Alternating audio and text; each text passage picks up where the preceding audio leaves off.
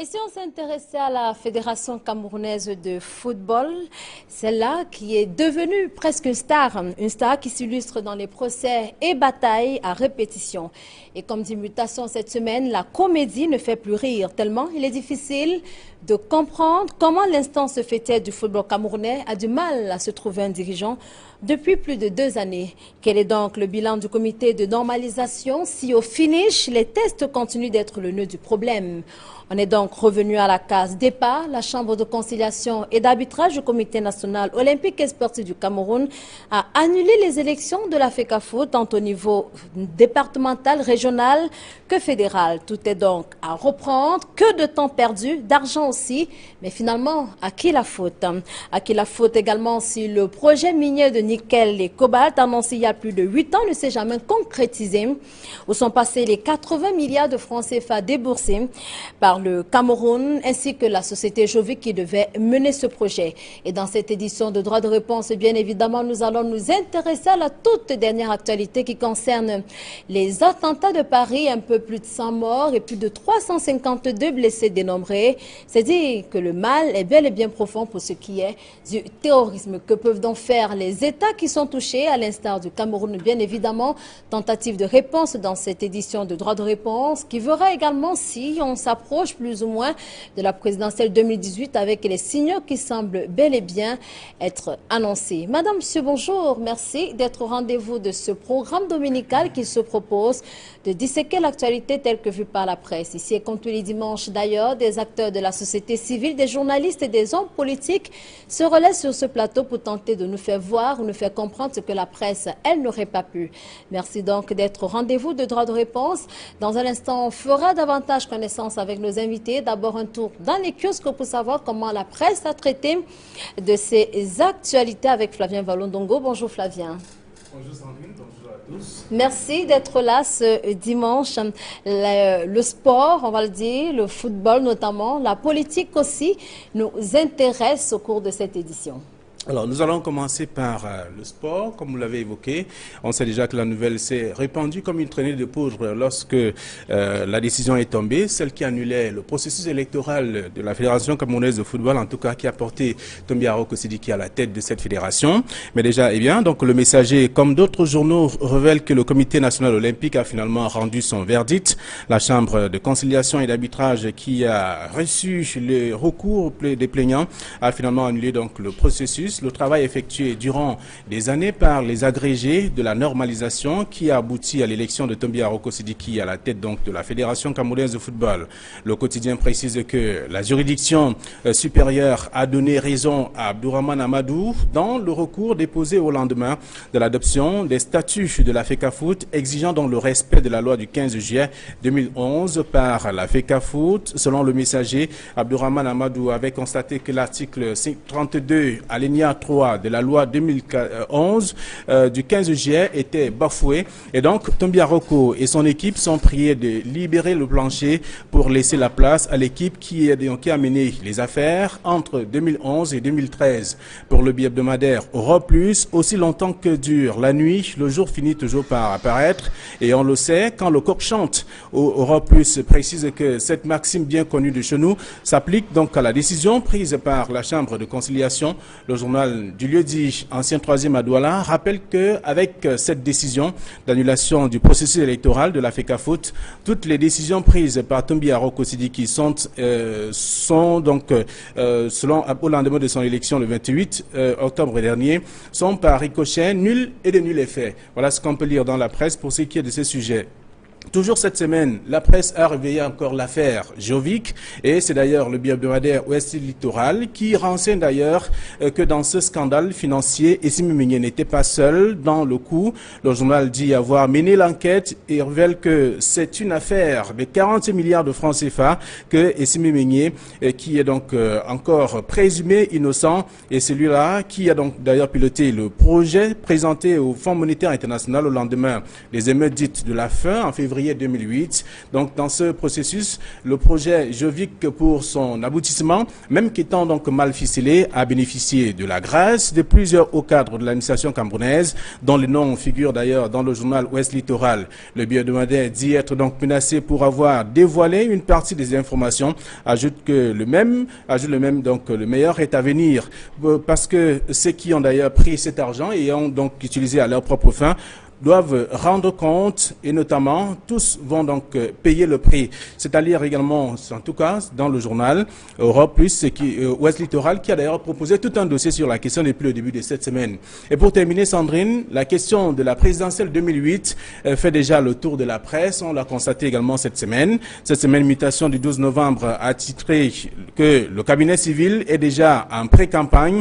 Le quotidien fait savoir que la célébration du 33e anniversaire du renouveau au pouvoir ira jusqu'au 31 décembre 2015. Selon Mutation, une grande campagne d'affichage est lancée pour illustrer d'ailleurs la marche résolue du Cameroun vers la démocratie et le progrès sous la très haute impulsion du chef de l'État.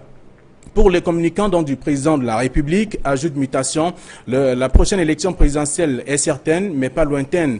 Kavaye Djibril a même déjà annoncé lors de son discours politique que l'élection présidentielle sera donc anticipée. Le journal La Météo, qui le révèle, fait savoir qu'une motion de soutien du président de l'Assemblée nationale, donc appelant Paul Biya à se représenter à la prochaine présidentielle, met un terme aux différentes supputations des uns et des autres. Voilà du moins ce que la presse nous propose sur la question, même l'hebdomadaire Intégration qui donc parle de l'alternance au Cameroun, nous apprend que la société civile a un plan contre Paul Biya pour intégration, alors que le président manœuvre pour rester à la tête du pays jusqu'en 2021.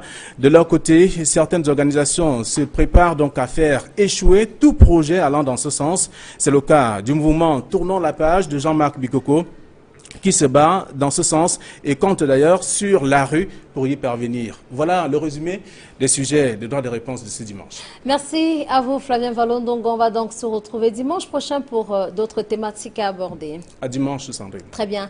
Merci donc à vous. Nous faisons à présent connaissance avec nos invités, ceux qui ont accepté de partager ce moment de réflexion avec nous. André Parfait-Bel, bonjour. Bonjour et bonjour aux téléspectateurs de votre chaîne. Merci à vous d'avoir accepté cette invitation.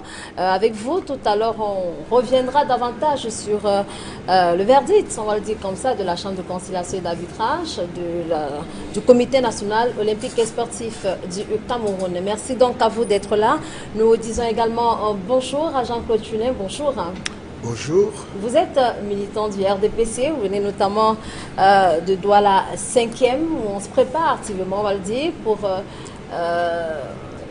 les renouvellements, ou bien les opérations de renouvellement. On en parlera certainement tout à l'heure avec vous. Merci à vous d'avoir accepté cette invitation. C'est un réel plaisir quand vous m'invitez. Moi, je me trouve toujours un peu à l'aise sur ce plateau, parce que c'est parfois important qu'on communique, surtout à midi, avant que les gens ne prennent peut-être la pause. Le déjeuner, quoi. Très bien. Bien. Ça fait toujours plaisir. Merci et donc. Et puis, je profite pour saluer les téléspectateurs d'Equinox TV. Merci. Merci à vous d'être là. Nous disons également bonjour à Soulé Onoyolo. Bonjour Soulé. Bonjour. Journaliste au quotidien Le Messager. Ouais, mais qui n'était pas tellement pressenti à cette émission. Exactement. Parce que à Douala, pour des affaires purement privées, et à un moment donné, il a fallu sauver le soldat Yamga. On a accepté de venir, hein, et merci.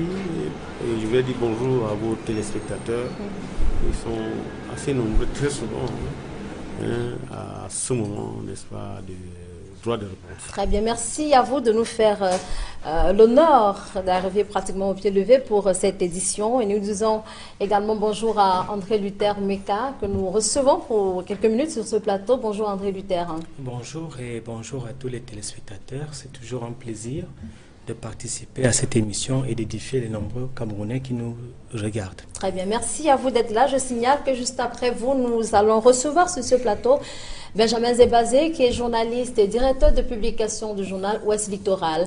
Avez-vous, très cher monsieur, avant de rentrer dans la thématique qui concerne la Fédération camerounaise de football, je propose quand même de dire Un mot sur la dernière actualité, celle-là qui secoue le monde actuellement. Ce sont bien sûr les attentats de Paris du 13 novembre, il y a juste 48 heures. Alors, André Parfait-Bel, comment avez-vous réagi à ce qui s'est passé dans cette ville? Réagir, non, j'ai subi, j'ai encaissé le coup comme je suppose beaucoup d'êtres humains qui n'ont pas compris pourquoi d'autres êtres humains peuvent en arriver à de telles extrémités. Nous sommes là en plein retour à la sauvagerie qu'on croyait éloignés de nous, notamment dans les environnements occidentaux qui se disent civilisés. Et ce qui se passe là est de la barbarie qu'ils ont souvent envie de ne voir qu'en Afrique sous les tropiques. C'est en plein cœur du centre de la civilisation dite des Lumières que cette fois-ci des gens ont frappé. C'est peut-être pour dire que personne n'est épargné par le terrorisme actuellement dans le monde. Mais ça, je crois que tout le monde savait ça. Ce que ça veut dire aussi, c'est que les terroristes ne sont pas toujours des barbus débarqués de la planète arabe. Et donc, ça va certainement faire l'objet de l'intérêt de ceux qui sont en charge d'assurer la sécurité des Français, comme c'est de France qu'il s'agit pour le coup. Mais c'est un carnage innommable. Et l'autre drame, c'est que précisément la chance a fait que nous ne subissions pas quelque chose d'encore plus nauséabond, parce qu'ils avaient l'intention apparemment de s'en prendre aux spectateurs du match France-Allemagne. 80 000 personnes, il y avait donc là un vrai risque. Heureusement, si on peut dire, dans tout le mal qu'il y a eu ce vendredi, il y a eu cette chance que l'histoire, le hasard a fait retarder leur arrivée qui aurait dû coïncider avec l'entrée aux portes des stades, et ça aurait fait véritablement un dégât encore plus considérable. Mais en gros, ce qu'il faut dire, c'est que les germes de la résurgence de ces comportements barbares est dans le principe même du capitalisme. Il faudra que ceux qui en sont les parangons s'occupent de vraiment questionner leurs actes, qui sont peut-être très éloignés, qui sont peut-être très maquillés de civilisation, mais qui au finish fournissent à certains illuminés les frustrations nécessaires pour faire ce genre d'opération. Très bien. Merci à vous pour votre réaction. Jean-Claude Chulin, finalement, l'attaque a été revendiquée par Daesh, l'État islamique. Alors, c'est peut-être davantage un message qu'est lancé au Cameroun, pour voir les mesures de sécurité qui sont peut-être davantage à revoir, à prendre après ces attentats de Paris. Vous savez, je prie parce que moi je ne souhaiterais pour rien au monde que cela arrive dans notre pays, au Cameroun. Parce que il faut dire qu'on ne peut pas rester insensible à ce qui s'est passé en France, à Paris notamment. Mais Bell l'a dit, il faut une remise en question, un examen de conscience de l'Occident par rapport à leur promotion de l'injustice et de l'inégalité à travers le monde. Il faudrait également qu'ils revoient leur stratégie sécuritaire, parce que sous le fallacieux prétexte de la sécurité de la France, vous allez frapper des gens à des milliers de kilomètres. Ça pose parfois problème, on s'interroge quelquefois. Est-ce que vous voulez insinuer que la France est quelque peu responsable de ce qui lui arrive? Je n'ai pas dit que la France est responsable. Ça, c'est la politique du gouvernement français sur le plan sécuritaire qu'il faut revoir. Moi, je ne fais que constater ce que les autres experts ont dit sur le plateau. Et ils ont effectivement précisé que il fallait s'y attendre parce que tout le monde attendait, mais on ne savait pas comment ils allaient frapper, comment ils allaient réagir. C'est de ça qu'il s'agit. Et je crois que Sarkozy a également relevé que la sécurité de la France, il faudrait la renforcer. Il faut tout revoir, en principe. Moi, je pense que l'arrogance que l'Occident affiche parfois peut être... ça peut provoquer ce genre d'actes que moi je condamne personnellement. Je condamne et je pense que il faudrait être fou pour faire ce qu'ils font là. Mais vous savez, il y a les fous. Et ils le démontrent à suffisance. Je suis convaincu que ça peut s'arrêter. Si les gens deviennent...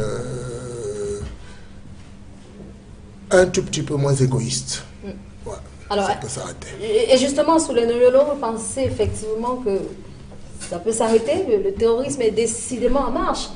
Et de plus en plus, les pays, que ce soit en Afrique, que ce soit en Europe ou même partout ailleurs, on commence véritablement à se rendre compte de ce que la menace est bel et bien présente, d'ailleurs qu'elle existe. En plus, on le sait, l'État islamique a revendiqué ces attentats, 8 au moins. Cela veut dire que cela a été bien préparé. Qu'est-ce qui est possible d'être fait? Il y a peut-être que le Cameroun se sent d'une façon ou d'une autre concerné par ce qui est arrivé en France ce week-end. En fait, depuis très longtemps, le Cameroun compte ses morts. Le Boko Haram ne cesse, n'est-ce pas, d'agresser le Cameroun. Aujourd'hui, ce sont les autres, ce sont les Français qui ressentent, n'est-ce pas, cette barbarie et les conséquences que le Cameroun vit depuis très longtemps. Et à ceux qui croyaient que c'était une blague, que le terrorisme était un jeu facile, ils comprennent aujourd'hui que c'est des gars bien organisés qui peuvent frapper en plein cœur de Paris. Et ça pose la question fondamentale. Vous avez évoqué cela. Est-ce que nous sommes assez en sécurité pour nous éloigner du danger des terroristes? Est-ce que finalement la mutualisation des forces dont on parle ne doit pas être renforcée? Parce qu'à un moment donné, lorsqu'on en parle, lorsqu'au Cameroun, les Camerounais et les autres tendent la main, et puis il y a une autre chose, on ne comprend pas comment, quand cette histoire est arrivée, le gars qui a agi en instantané, c'est le président Obama. Ça veut dire que sur le sol français, les Américains sont plus renseignés que les Français. Ça pose un problème. Parce que, et puis, l'autre chose, quand vous voyez les attitudes du président Obama, et il y a Valls qui disait qu'il avait le ressentiment, il y a quelque chose pouvait arriver. Mais qu'est-ce qu'ils ont fait? C'est vrai qu'il est difficile, n'est-ce pas, de lutter contre les fous, parce qu'on ne sait pas à quel moment ils attaquent. Mais toujours est-il que j'ai le sentiment que il n'y a pas eu, avec ce ressentiment, ça n'a pas été bien expliqué, ça n'a pas été bien pris en compte.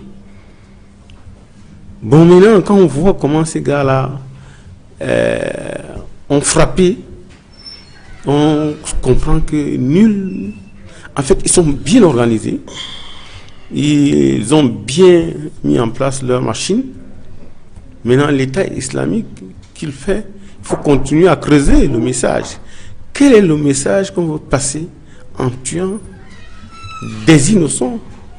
Parce que si c'est un programme politique, je ne suis pas convaincu que les victimes, par exemple, c'est des gens qui ne voulaient que s'amuser dans la salle du Bataclan. Vous arrivez sans qu'il y ait un tribunal qui les ait condamnés.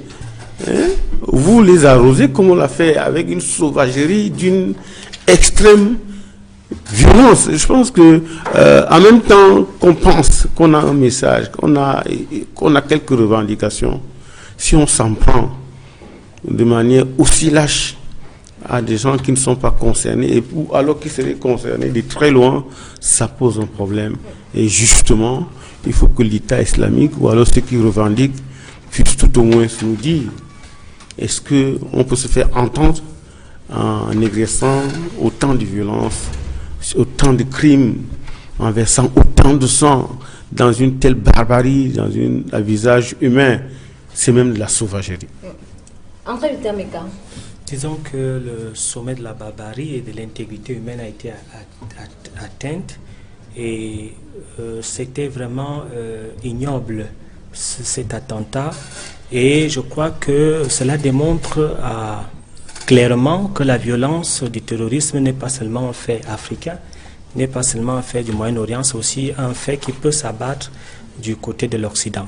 Disons que dans cette crise du terrorisme et de la barbarie, il faut aller dans les causes profondes.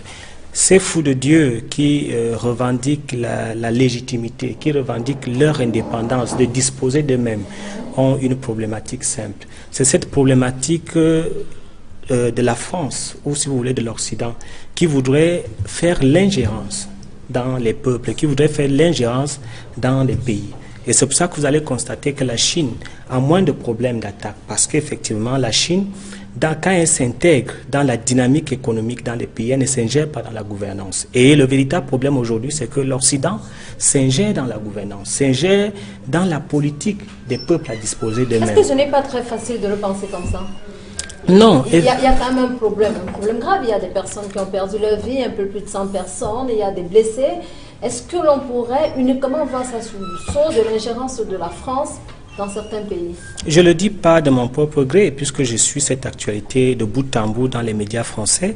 Et lorsque les analystes français font effectivement l'autopsie de cette attaque, effectivement, il y a la piste des Syriens qui constitue cette attaque, et ils disent effectivement qu'un des kamikazes, avant de s'exploser, a dit que c'est la faute à votre président parce qu'il a participé aux frappes en Syrie. Donc ce qui démontre effectivement que c'est la réponse du berger à la bergère. Mais je crois qu'il faut réfléchir de façon globale, de façon multifactorielle à ce problème de violence. Il s'agit de reconstituer l'ordre du monde qui ne doit pas se baser seulement sur la violence, mais qui doit se baser sur le dialogue, sur l'écoute de l'autre, afin qu'une solution idoine soit effectivement respectée. Mais ce que je retiens, c'est effectivement que l'heure est venue, le temps est venu au peuple de disposer d'eux-mêmes et de pouvoir être maîtres de leur destin. Je crois que c'est ce message que les terroristes sont en train de passer par cette sorte de folie. Comment peut-il procéder de votre point de vue? Je crois que la meilleure des façons, c'est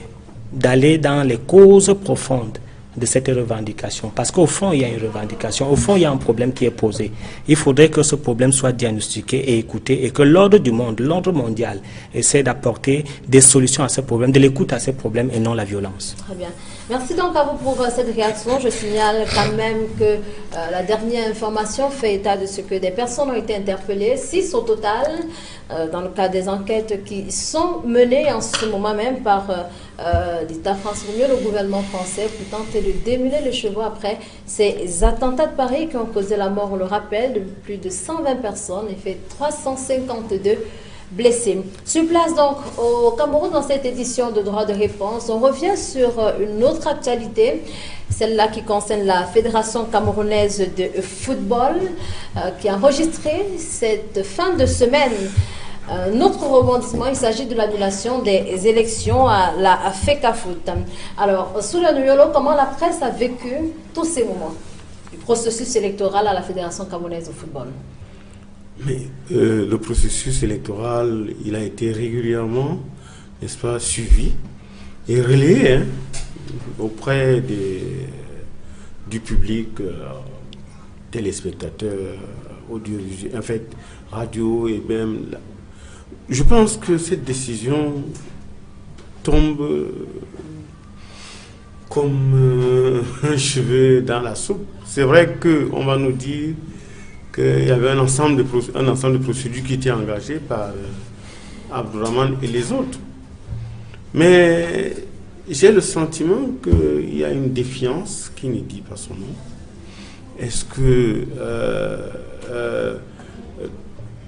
Est-ce que finalement et fatalement ce pays est dirigé, il est gouverné? Parce que si l'État à un moment donné, à travers les pouvoirs publics, à travers le Premier ministre, ont décidé de siffler la fin de la récréation, fallait-il continuer? Lorsqu'on sait aussi que le président du Comité national olympique, M. Ahmed Kalkaba, à un moment donné, le jour où la sentence est tombée, il est allé, on a ouvert les médias, il a dit qu'il n'y avait rien, ce qu'il faut corriger n'avait rien à voir avec l'annulation du processus. Il ne fallait pas s'y attendre de toute façon. Bon, maintenant, on pensait que c'était réglé.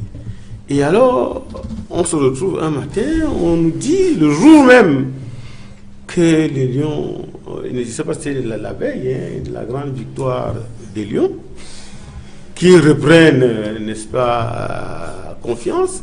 Et c'est pour ça que si j'ai mis, ça c'est une digression, si j'ai mis cette tenue, c'est applaudir deux faits.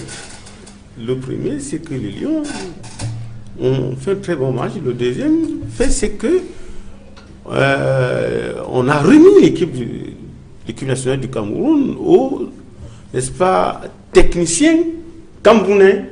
Et je pense qu'Alexandre Bellinga et John Kep nous ont démontré qu'ils peuvent faire des bonnes choses. Sans moins, c'est ça qui m'a autorisé à mettre la... C'était une digression. Mais non, moi, je suis dit, pourquoi la Chambre de conciliation et d'arbitrage a désavoué publiquement le président du Comité national olympique? Il faut se poser la question. Maintenant, l'autre chose, c'est quoi? C'est qu'à travers ces désaveux, à travers cette sentence, est-ce que c'est encore le sujet Tombi qui fait problème? J'ai le sentiment que les batailles sont ailleurs. Est-ce que ce ne sont pas les batailles qui opposent sur le plan politique ceux qui sont dans la Chambre contre les membres du comité de normalisation? Il y a même un discours qui laisse croire que le professeur Owona et tous les agrégés qui étaient dans le comité de normalisation doivent boire la tasse. Pourquoi cette volonté réelle à décrédibiliser, le travail qui a été fait par ces agrégés? Et je vais chuter pour cette première liste de parole en convoquant ici un article que j'ai lu, une bonne contribution de Roger Sombaï, Kwatadiba, publié dans Le Messager, qui disait « Sommes-nous tous si mauvais ?» Est-ce que les textes de l'AFECAFOOT élaborés par le comité de normalisation sont si mauvais? Mais du moment où il s'agit d'un article qui peut à un moment donné être périphérique, n'est-ce pas, l'article 23, dans son alinéa 2, j'avoue très sincèrement que il y a une défiance. J'avoue très sincèrement que dans cette affaire-là, c'est autre chose que les gens veulent. Ce n'est plus seulement les élections à l'AFECAFOOT. Alors, André Parfait-Bel, justement, vous qui êtes au cœur de ce processus, y a-t-il autre chose que Abdourahmane, Joseph-Antoine Bell, Emmanuel Oga et les autres chercheraient? Oui, bien sûr, ils cherchent autre chose. Ils cherchent qu'on retourne au foot. On s'en est éloigné, donc il faut y retourner. Dieu merci, ils ne sont pas seuls à le chercher. Il y a encore quelques Camerounais qui gardent la lucidité face au dieu j'allais dire au dieu dollar. Non, chez nous c'est le dieu CFA. Face au dieu CFA, c'est limpide. Non, je crois que sous les enfourches le mauvais, autant je suis d'accord avec lui sur son port de survêtement qu'il a dû recevoir gracieusement de la FECAFOOT d'ailleurs, puisqu'il n'est pas vendu. Si c'était vendu dans les boutiques ici, j'en aurais acheté un aussi, mais ça s'offre à la FECAFOOT. Bon. Donc, autant je suis content qu'il soit supporter d'un jour, mais je l'espère supporter de toujours, autant ce qu'il dit, je commence par les faits qui concernent le match. Les amis de Soulé ont amené les Camerounais à se réjouir d'avoir battu le Niger. Vous vous rendez compte? Vous vous rendez compte? Oui, mais c'est un fait. C'est-à-dire, on a battu le Niger. Mais bien sûr que c'est un fait quand vous vous levez tous les matins, madame. Comme vous mangez à peu près tous les jours. Vous pouvez perdre le Cameroun en 2015 et vous réjouir d'avoir battu le Niger. Enfin, alors que nous, on veut gagner la Coupe du Monde.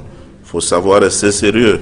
Ça a l'air anecdotique, mais c'est ça. Deuxième chose, ne nous réjouissons pas si vite du retour des nationaux à la tête des Lions parce que c'est un retour intérimaire. J'ai très envie d'espérer qu'ils cessent d'être intérimaires, effectivement, et que les nationaux dirigent enfin le Cameroun, parce que pour l'instant, la République du Cameroun, qui est plus importante que l'équipe nationale, est dirigée par un Camerounais. Toutes les autres choses, au moins aussi importantes derrière, sont dirigées par des Camerounais. Je crois qu'une sélection de foot au Cameroun aujourd'hui, avec ce que nous avons comme ressources humaines en la matière, peut être dirigée par des Camerounais. Donc, Bellinga ou Ndjonke pour d'autres, je pense qu'il faut qu'ils cessent d'être intérimaires un jour et que surtout, au niveau de la fédération, on décide de dire que désormais, nous allons être battus avec des sélectionneurs camerounais et nous gagnerons avec des sélectionneurs camerounais. Pour en revenir donc à ce que vous appelez, à ce que notamment Mutation a cru devoir baptiser de mauvais cirque ou je sais pas quoi, de quoi qui dure. Une comédie qui ne fait plus rire. Voilà, la comédie ne fait plus rire. Ça commence à dater. Ça commence à dater parce qu'on a dit en 2013 que ce qui se faisait était très mal. On a tant aussi dit que tout le monde, y compris ceux qui ne nous croyaient pas, se sont mis d'accord pour dire que le foot camerounais est en train d'être massacré par quelques-uns. C'est une énorme farce que 2 années après, qu'on reprenne les mêmes alors qu'on leur confie le foot camerounais. C'est ça la comédie. C'est elle qu'il faut cesser de mettre sur les scènes, même celle du Bataclan. Bon, donc, aujourd'hui, notre problème est très simple. Nous sommes dans une république. Et ce qui s'est passé jeudi à la Chambre de conciliation et d'arbitrage est la démonstration que ceux qui sont en charge de faire en sorte que nous soyons dans une république, c'est-à-dire notamment gouvernés par le droit, eh bien que ce droit s'applique. Ce n'est pas une question de faire dire que le président a dit que non. Monsieur Biya n'a jamais fait comme ça. Donc on l'a dit longtemps pendant cet épisode pour dire arrêtez d'être dans l'imposture, arrêter de tromper les gens en disant que le président de la République a souhaité que ceux qui ont tué le football le reprennent 2 ans après la normalisation. Ce que le président de la République a dit, c'est qu'enfin, que les gens s'organisent pour que nous sortions de cette façon de faire dont le seul objectif était précisément d'arriver à réinstaller quelqu'un de ceux qui ont tué le foot à la tête de la FECAFOOT. Et malheureusement pour eux, les choses qui sont faites dans la mafia ont toujours un grain de sable. Et ce grain de sable, c'est que, d'abord, il faudrait cesser de dire que des agrégés étaient dans le comité de normalisation parce que ça salit l'image de tous les agrégés du Cameroun. Le Cameroun ne peut pas être un pays où, pour écrire des textes d'une association, parce qu'enfin, quand même, la FECAFOOT n'est qu'une association civile, sportive. Il est incroyable de faire croire qu'au Cameroun, pour écrire les textes d'une association, lesquels ne sont du reste pas inventés, parce qu'ils sont refaits à partir d'un canevas proposé par la FIFA, qu'on a cherché des agrégés. Sous le aurait tout simplement, de son bon sens, connaissant un peu le foot, écrire des textes à peu près normaux. Donc, c'est vous qui insultez les agrégés qui étaient là-dedans, en disant que, enfin, 4 agrégés écrivent des textes, et après, j'ai entendu M. Tombi et son ami Kalkaba dire qu'eux vont s'asseoir pour écrire un article que ONA et les siens ont écrit. C'est catastrophique. Donc, ce n'est pas... Juste avant de passer la parole à André Luther, ouais. Pour vous, qu'est-ce qui doit se passer à présent? Les élections ont été annulées. Qu'attendez-vous à présent? Nous attendons 2 choses très simples. D'abord, pourquoi elles ont été annulées? Parce qu'elles ont été faites sur la base de textes viciés. Nous ne sommes pas de ceux qui parlons sur les plateaux seulement. Nous avons fait des propositions écrites il y a 2 ans à tout le monde. Voilà ce qu'on pense que les statuts doivent être pour que la FEDE soit à peu près normalement constituée. Voilà les règles du jeu qui sont éthiques, intègres et transparentes. Il ne faut pas que mademoiselle Sandrine Yamga, J'espère que le temps de parole sera bien, parce que là, on a le sentiment que M. Bell fait un exposé. Non, André parfois, Bell fait un exposé. Je pose tout de même des questions et puis à droit de la répondre. Non, mais je voulais tout simplement que ce soit justement, vous empiétez dans son temps de parole sous le Noyolo. Allez-y, André Parfait Bell. C'est quand vous voulez, M. Soul. Non, vraiment, vous ne pouvez pas prendre les téléspectateurs en... n'est-ce pas, en captivité. Est-ce que vous pouvez permettre André Parfait? Il m'a provoqué 2 fois, je voudrais tout simplement espérer... Vous allez répondre tout à l'heure. Allez-y, André Parfait Bell. Donc, première chose, effectivement, faire des textes en sorte que tout le monde se repose. Je donne un exemple. On avait proposé que les ligues régionales désignent elles-mêmes leurs représentants dans l'exécutif. C'est-à-dire que la Ligue de l'Ouest décide que les 2 personnes qui doivent me représenter dans l'exécutif sont M. Yamga et M. Bell. C'est tout. Et pas qu'un candidat lambda aille choisir dans chaque région ses affidés pour en faire des clients. Voilà l'une des choses qui a tué le foot.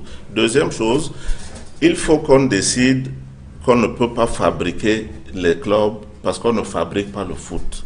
On ne peut pas décider que le Football Club joue et puis Bell Football Club lui viendra seulement pour être un électeur et disparaîtra après les élections. Très bien. Donc, fichier électoral, donc cartographie réelle du foot.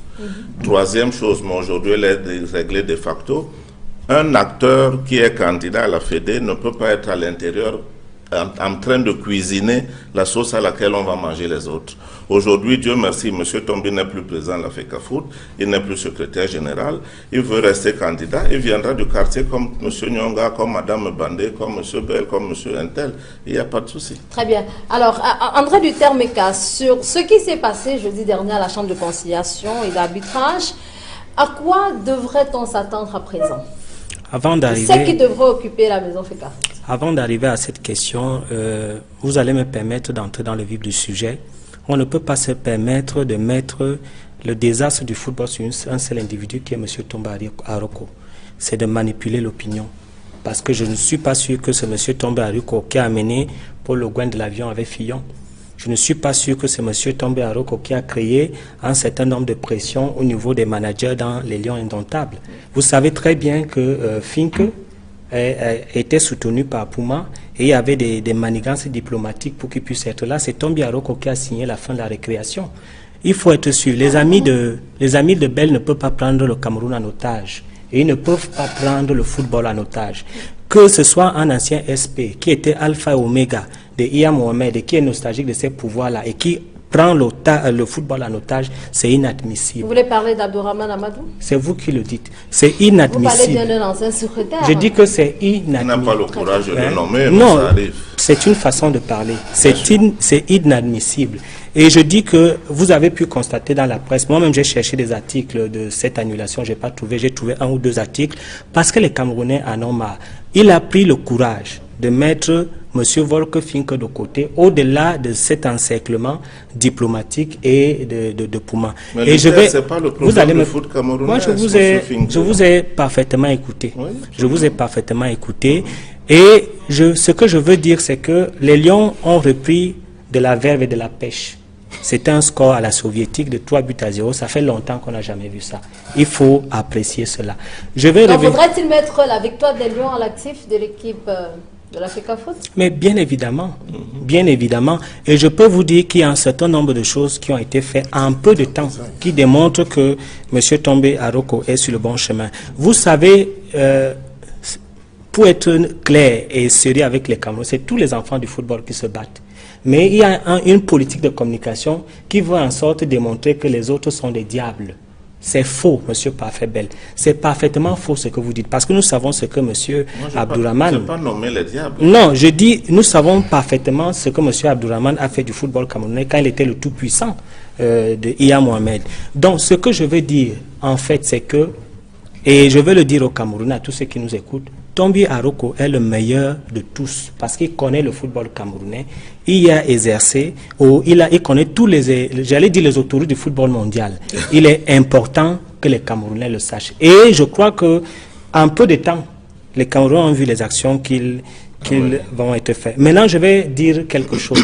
C'est un problème camerouno-camerounais. Nous n'avons pas besoin d'aller au TAS, de faire le tour du monde. Il faudrait que l'État camerounais prenne ses responsabilités. Parce que j'ai l'impression, et moi je suis inquiet en tant que quelqu'un qui a une certaine vision lointaine, parce que c'est comme ça que le fondamentalisme et l'extrémisme se tissent.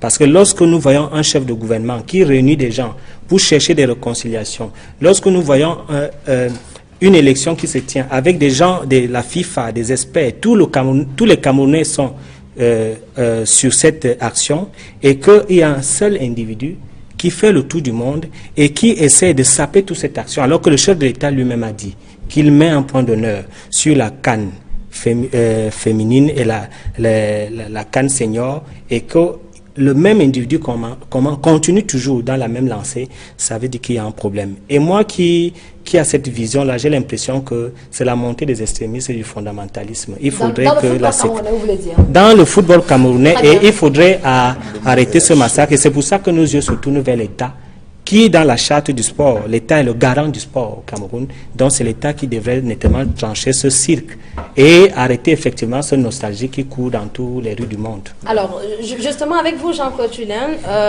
qui êtes quand même militant du RDPC, donc vous pouvez comprendre le gouvernement. Est-ce que l'État n'a pas également sa responsabilité, ou mieux le gouvernement camerounais n'a pas également sa responsabilité dans tout ce qui arrive d'annulation en annulation, de procès en procès? On se souvient même que des réunions étaient organisées à la primature pour tenter de mettre tout le monde sur la table de la discussion pour qu'il y ait consensus. Il y a eu des émissaires du gouvernement à Zurich et tout cela. Est-ce que l'État n'a pas sa part de responsabilité dans tout ce qui arrive à la Fédération camerounaise de football? Déjà, il faut faire le distinguo. L'État ne peut pas et le gouvernement ne peut pas influencer les décisions de justice. La justice, elle est indépendante. L'État peut siffler la récréation. Et c'est ce que l'État a fait à un moment donné. Mais c'est une affaire de gros sous, parce que j'ai entendu des choses, des mots du genre la mafia. Ce mot-là a été lâché. J'ai entendu quelqu'un aussi parler de fondamentalisme. Et puis d'extrémisme même. D'extrémisme, mais personne n'a parlé de sous dans cette affaire-là. Tombi, je ne crois pas qu'il soit à l'origine de la victoire des Lions indomptables. Ce serait de l'imposture que de croire à cela. Tombi Aruko n'est pas entraîneur, que je sache. Il n'est pas non plus footballeur, il n'était pas dans l'ère de jeu. On aurait pu peut-être accepter qu'il ait eu à un moment donné créé, si vous voulez, une atmosphère favorable pour conduire les joueurs des Lions à positiver sur le stade. Mais de là à dire que il faut capitaliser tout et lui donner carrément satisfaction, moi je dis que je ne suis pas d'accord. Alors finalement, Jean-Claude Tchula, est-ce que le gouvernement camerounais a été dépassé par tout ce qui se passe à la Le gouvernement, vous savez, le gouvernement, l'État, ça s'enseigne en première année de droit, l'État a le monopole de la contrainte obligée. Première année de la violence légitime. L'État a le monopole de la contrainte obligée. Ça veut dire que quand l'État siffle la récréation, ça veut dire que l'État, à un moment donné, a laissé la tolérance administrative faire le jeu et le nid de ce que nous avons observé pendant longtemps à la FECAFOOT. Je voudrais également revenir sur les agrégés.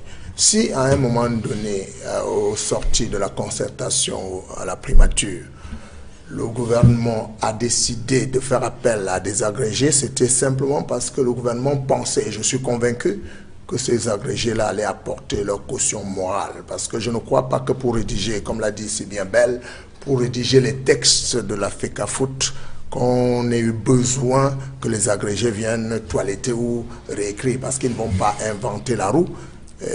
Les associations de football sont plus dans le monde et il y a la Fédération internationale de football, il suffit de leur demander qu'ils vous donnent une copie d'une autre fédération, vous l'adaptez au système camerounais et puis le tour est joué. C'était simplement qu'ils apportent une caution morale, parce qu'un professeur agrégé, c'est quand même quelqu'un qui prend de la hauteur par rapport au jugement de certains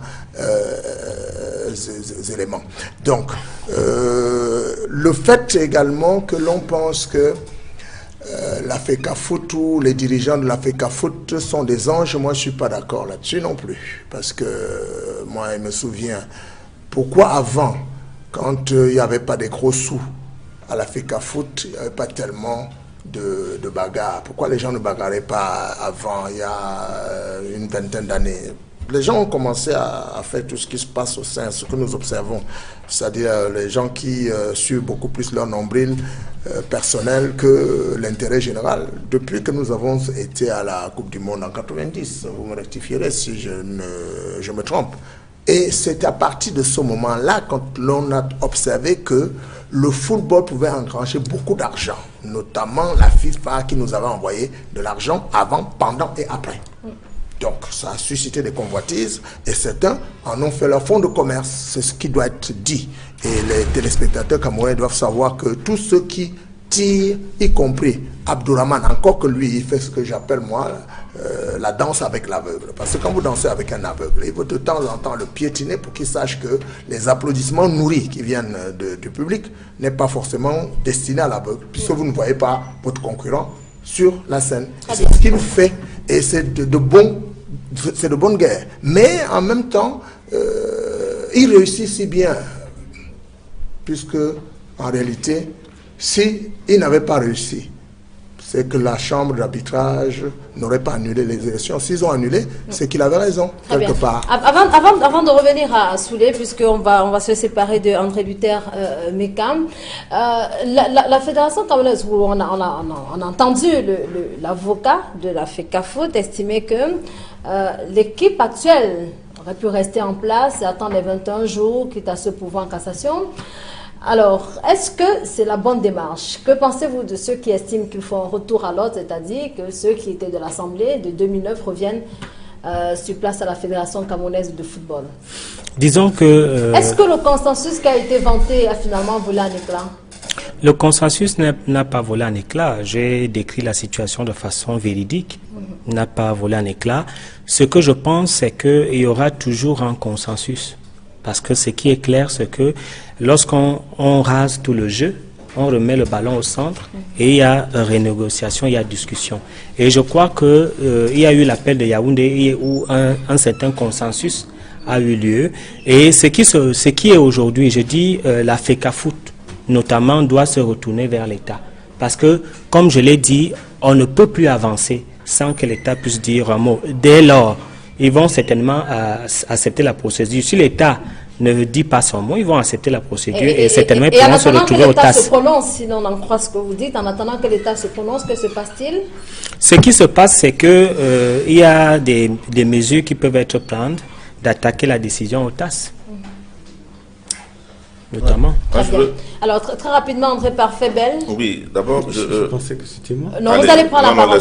Non, laisse parler. Allez-y, André Parfait-Bel. Vous répondez très rapidement, André Luther Meka, avant que... Non, je lui réponds pas à lui. Je lui répondais pas à lui. Alors, est-ce que le camp, j'ai envie de dire, le camp Abdourahmane et compagnie, attend également que l'État camerounais se prononce? Mais d'abord, c'est pas comme ça qu'il faut poser la question. Comment faudrait-il la poser de votre point de vue? Il faut la poser de la Est-ce que le gouvernement camerounais n'a pas son mot à dire dans ce qui se passe? Il faudrait la poser de la seule manière qui permet que nous avancions. Cette manière est simple. Dans le mot FECAFOOT, il y a le CA. Vous savez tous à quoi renvoie le CA de FECAFOOT? À Cameroun. Les gens qui sont à la Fédé et ceux qui y sont installés nous ont dit pendant longtemps, oh, ne touchez pas à cette affaire-là, c'est la FIFA qui est Dieu, le Cameroun, vraiment, ingérence. Tous les laudateurs de l'ingérence sont aujourd'hui ceux qui vous disent, oh, l'État. C'est très bien qu'ils soient revenus au Cameroun et qu'ils se soient enfin aperçus que le CA de FECAFOOT, c'est Cameroun. Maintenant, ce que nous disons est très simple. La Fédé est sur le sol camerounais, elle concerne l'encadrement du foot des jeunes Camerounais.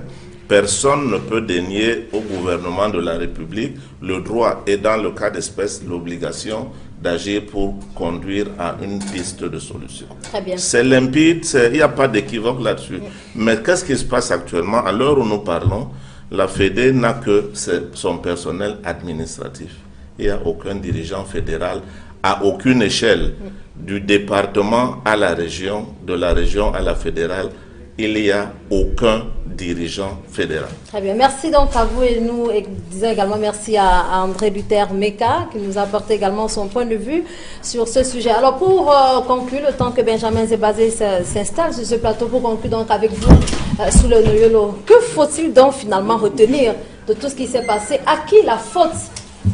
Parce qu'il y a ces éternels recommencements à la Fédération camerounaise de football. Vous allez me permettre d'abord une digression, de dire à André Parfait-Bel que de temps en temps, il faut qu'il descende. Il n'a pas le monopole du cœur. Vous pouvez pas lui donner la parole. Et puis, s'il vous plaît, j'ai pas entendu. Vous n'avez pas le monopole de l'insulte non plus. Parce que justement, j'ai peur de ce qui vous arrive, parce que vous devenez subitement Souvarine, l'anarchiste. J'imagine que vous avez lu comme moi, n'est-ce pas, Jamiel de Zola, qui ne voyait que la destruction nihiliste de son État. Vous savez, Sandré, je vais vous faire une confidence. Quand je cherchais, je rappelle encore que c'est au pied levé, quand je cherchais ce que je voulais porter, parce qu'il n'y en avait pas beaucoup, quand je me suis retrouvé en train d'enfiler ce survêtement, je me suis dit, mais je suis sûr que Belle va s'occuper de la périphérie, c'est-à-dire mon port vestimentaire. Vous saviez que j'étais là, moi, je ne savais pas que vous étiez là. Non. Non, mais il faut que Sandrine nous éclaire, parce que moi, si je savais que vous étiez là, bon, s'il vous plaît. Je ne savais pas. Le principe d'un invité à un débat, sur le plan On journalistique. ne Non, s'il vous plaît, sur le plan journalistique. Je voulais lui dire le B.A.B.A. à Belle. Un invité à un débat se pose toujours la question de savoir quels sont ceux qui composent le panel. Ce n'est pas sorcier. Et je l'ai toujours fait. Ben, c'est pas la première fois qu'on se retrouve ici. Bien sûr. Et je voudrais tout simplement dire que si on met de côté la littérature que vous faites, n'est-ce pas, à tout bout du chemin, je voudrais vous laisser comprendre que cette situation-là de la chambre de conciliation et d'arbitrage plonge le football camerounais dans une sorte de désagrégation totale. On ne sait pas, là, dans l'état actuel, et c'est là où je pense avec Arthur qu'on pourrait se retrouver à un bain de sang, parce que l'équipe de John Begeninde, qui semblait-il, parce qu'on veut revenir à 2009, quand ils vont arriver, comment vont-ils prendre possession de l'Africa Foot? Je pense, André, que sur le plan du droit, cette décision ne peut que faire long feu, parce qu'elle n'est pas applicable dans la mesure où l'État qui, à un moment donné, a convoqué régulièrement les acteurs à la primature pour aller dans le sens du consensus, n'est-ce pas, a tout au moins fait écho pour un certain nombre de choses, puisque le processus a été abouti. Et Tombi Aroko, que vous présentez comme le mouton noir du football camerounais, n'est pas celui qui a élaboré les textes. Il ne s'est pas substitué au comité de normalisation. Il a été tout simplement élu à la tête de l'Africa Foot, n'est-ce pas, à la suite d'un processus électoral. Aujourd'hui, il faut faire très attention et créer la distance en cela. Je voulais aussi dire, monsieur André Parfait-Belle, toi qui as le monopole de l'intelligence, c'est aux téléspectateurs. Comment penser que une chambre de conciliation et d'arbitrage ne soit là que pour tirer à boulet rouge contre le comité de normalisation? Pendant les 2 ans, j'ai rarement entendu, s'il vous plaît, dans la chambre de conciliation et d'arbitrage, il y a 2 mots fondamentaux, 2 vocables importants: la conciliation et l'arbitrage. Mais or, on a le sentiment que la chambre fait davantage du juridisme judiciaire au lieu de temps en temps d'appeler les acteurs. Sandrine, nous sommes là, c'est pas la première fois qu'on parle de ça. Pendant combien de temps est-ce que vous avez en mémoire 1 ou 2 fois que la chambre a appelé le comité de normalisation et, par exemple, les acteurs qui font feu de son rôle sous les... Mais la consultation, si Soulé et moi avons un problème, c'est nous qui allons chercher Benjamin pour régler l'affaire. C'est pas Benjamin qui vient nous demander avez-vous une affaire. André Parfait-Belle, de toutes les façons, cette décision ne peut pas être appliquée. Parce qu'elle aura un problème au niveau du droit. Monsieur Soulé. Elle n'est qu'une décision qui sort d'une chambre. Et la chambre va exister aussi. Parce que Sandrine, c'est encore, excusez-moi, comment expliquer que c'est seulement depuis que le comité de normalisation est là, qu'on voit, n'est-ce pas, la chambre et le TAS être véritablement des grands acteurs. Je voudrais pas mourir idiot, monsieur Soulé. Juste en 30 secondes. Maintenant, dans le jeu de l'Africa Foot, c'est un jeu macabre, si vous voulez.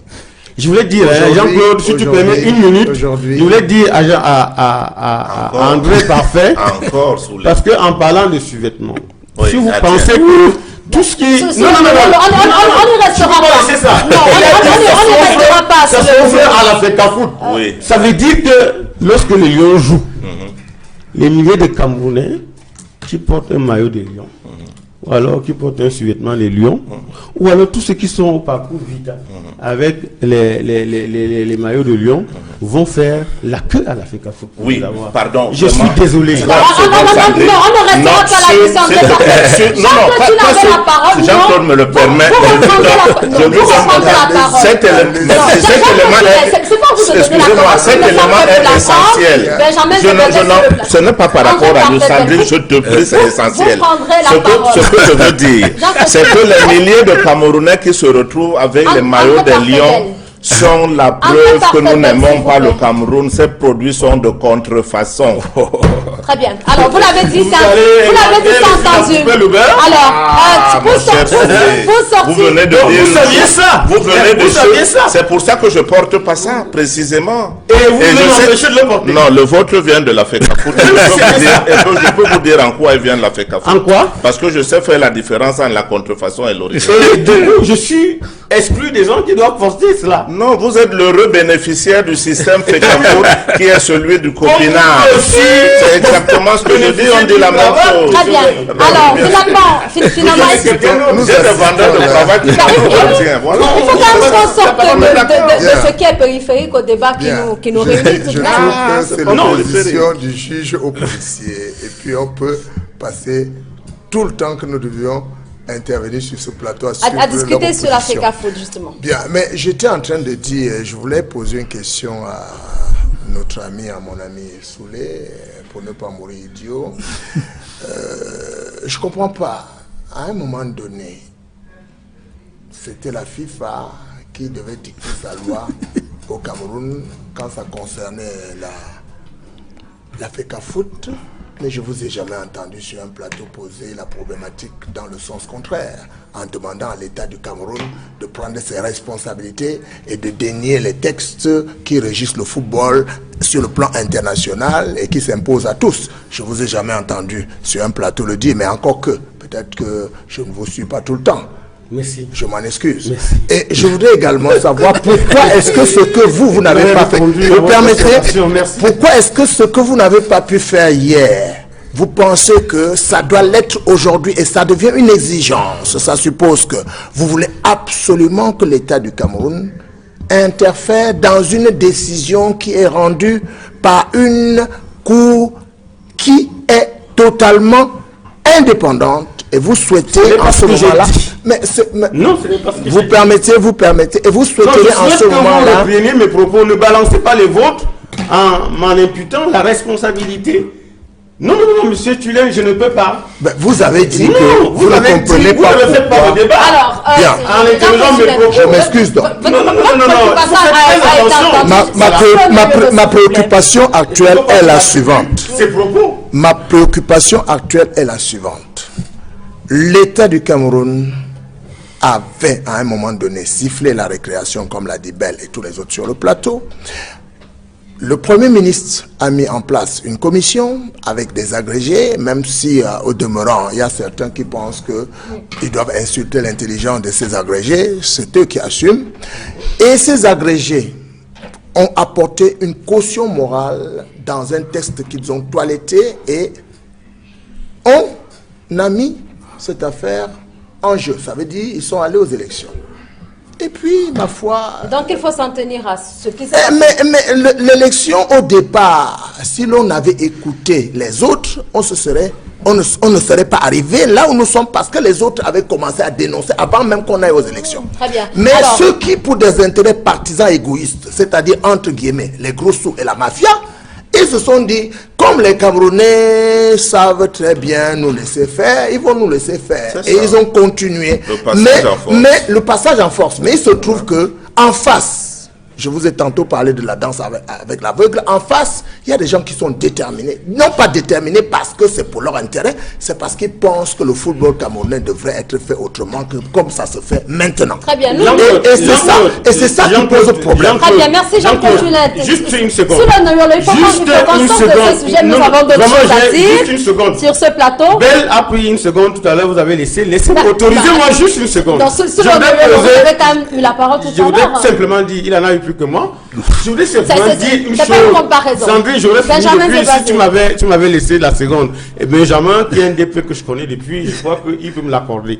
Comme tu l'as accordé tout à l'heure à Parfait. Je voulais dire une chose.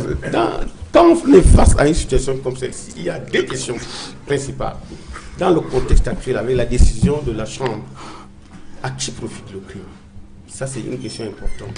Et la dernière question, pour reprendre la fable de Jean Lafontaine... Mais il n'y a pas de crime d'ailleurs. En toute chose, il faut considérer la fin. Absolument. Quelle sera la fin?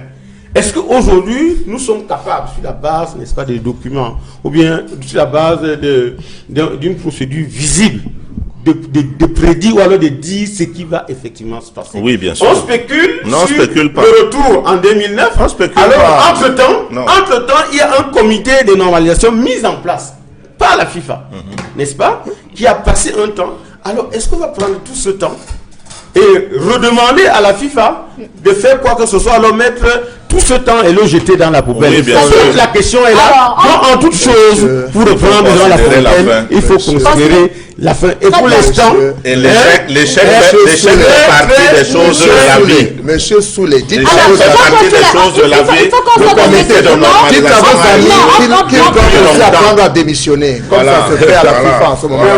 Dites à vos amis qu'ils doivent apprendre à démissionner. Et dites, le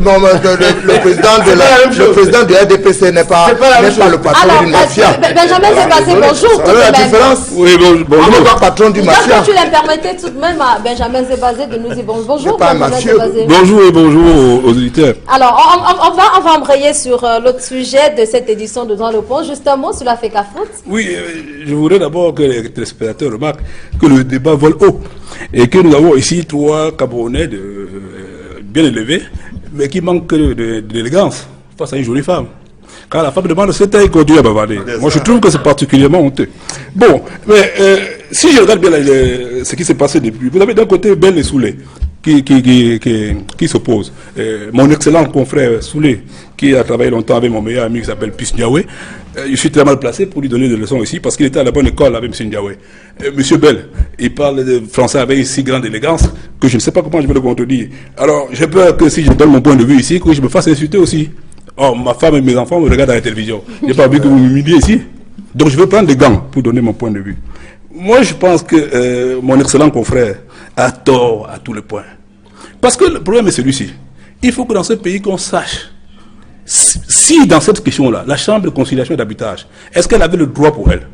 Est-ce qu'elle avait le pouvoir de prendre la décision? Alors, mon confrère a dit quelque chose qui m'a scandalisé dans le couloir. Il dit, la décision a humilié Kakaba Malboum. Mais alors, si Kakaba Malboum ne connaît pas le texte, c'est son problème, c'est pas le mien. Voilà le problème. Alors, il a dit quelque chose qui m'a terriblement choqué. Il dit, on a humilié des professeurs. On peut dire qu'ils sont cons. Ah oui, monsieur, ils sont cons. Ah, ils sont cons. Parce que, souvenez-vous la dernière fois que je suis venu ici. C'est basé ça, tu n'as pas changé. Ouais, vous savez, hein. Dieu merci. Moi, la dernière fois que je suis venu ici, je ne vais pas souvent dans le plateau, c'est pour ça que je suis moins bien à l'aise que vous. La dernière fois que je suis venu ici, si Madame Sandrine Nyanga se rappelle bien, je lui ai dit que Ona, c'était un monsieur qui avait échoué partout. Partout. Voilà. Alors, je vais citer. Monsieur Ona était chancelier d'université. Il a été secrétaire général de la présidence de la République. Il a été ministre de la fonction publique. Il a été ministre de la Santé, ministre des Sports. Je veux qu'un Camerounais qui me regarde dans les yeux, qui me dise une seule mesure que ce monsieur a pu prendre pendant toute cette période-là pour aider les Camerounais. Vous savez très bien que nous sommes ici comme ça. Et nous sommes sous un brassier parce que le tribalisme a atteint un niveau terrible. Mais c'est ce monsieur qui a commencé.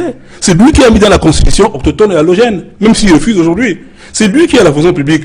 Ministre de la fonction publique, il a pris un texte en disant que désormais pour tous les concours, l'ENA, MOCUS, tout ça, c'est lui, ministre de la fonction publique, qui va choisir chaque ennemi. Belle, tu es ambassade, à ta tête ne me plaît pas les fiches à paix, je vais mettre telle personne. C'est lui qui a fait ça. Aujourd'hui, Soulevier me dit que c'est un modèle. Moi, je dis non, monsieur. Il a échoué partout. Et le simple fait que le président Biya ait insisté pour que lui, il vienne à la FECA Foot, ça prouve qu'entre cancre, on est en train de vouloir mettre ce pays à terre. Alors, le jeune qui était à côté de moi, oui, je sais quand il parle de M. Biya, ça énerve mon grand frère. Oui, tu vas en parler tout à l'heure. Le monsieur qui était assis à ma place, le jeune homme, il a encore dit quelque chose qui m'a étonné. Je me dis, où on va dans ce pays? Il dit, Tombi Aroko est le meilleur candidat. Jusque-là, c'est pas grave. Il dit, parce qu'il connaît tous les dirigeants du monde du football. Mais c'est justement parce qu'il connaît tout ce qu'il faut le chasser. Ouais. Ce sont tous ces bandits. Quoi, il fait la synthèse ou quoi? Oui, ben, non, mais j'étais pas là au début. Allez-y, Benjamin, concluez. Si vous voulez, je me tais et je vous laisse la parole. À partir du moment où j'étais l'ami longtemps de le monsieur qui vous a formé, vous me devez un peu de gentillesse. N'est-ce pas? Je pense, non, monsieur. Il faut faire très attention à ce que vous dites. Enfin, le monsieur avec qui vous avez travaillé. Je suis une diaoïste, mais je n'ai pas été formé par un diaoïste. Ah, d'accord, excusez-moi, je me suis trompé. Mais vous êtes diaoïste. Non, si vous êtes diaoïste, c'est que vous êtes un peu zébaïste. Voilà. Parce que c'est un peu la même chose. Mais là, on ne s'entend pas. Bon, écoutez, si j'ai... On continuera le Non, là, c'est pas vrai. Autant que je t'ai prévu, on va continuer le couloir. Bon, alors moi, je voulais dire une chose. C'est parce que dans ce pays, vous savez, on tourne autour du pot. Quand il y a une gangrène, on ne veut pas couper la jambe. On dit on va essayer de soigner. Moi, je pense qu'au départ, il fallait même suspendre cette capote à 2 ans. Le Nigeria a fait ça. Et on est reparti sur de bonnes bases, ils ont gagné la Coupe d'Afrique après. Alors, je vais prendre un exemple en politique. Vous savez, en Italie, quand le président... Pour conclure, Benjamin... Je conclue rapidement.